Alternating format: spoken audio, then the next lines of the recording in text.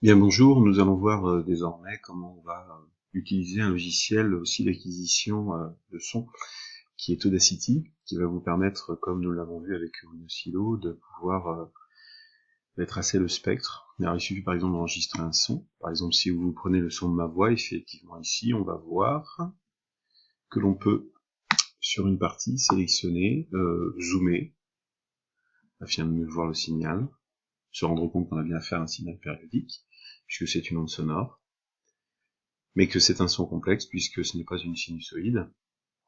Et je peux faire ici, en faisant par le menu analyse le tracé du spectre, et bien je peux ici effectivement avoir, en positionnant, vous voyez le curseur au niveau, au voisinage on va dire du premier harmonique, et bien on peut avoir ici une valeur qui va être voilà, donnée ici à pic. Alors je vais replacer, hein, mais voilà, on aura une valeur qui sera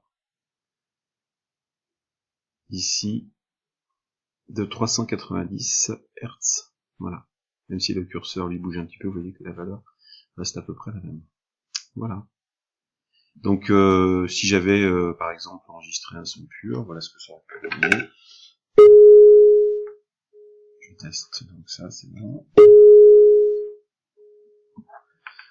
Donc je reviens sur la partie ici qui correspond au son d'un diapason, je vais zoomer et me rendre compte que là cette fois-ci j'ai un signal qui sera celui d'un son pur, et si l'on trace ici le spectre, voilà, et bien on va avoir une fréquence ici à 425. Voilà.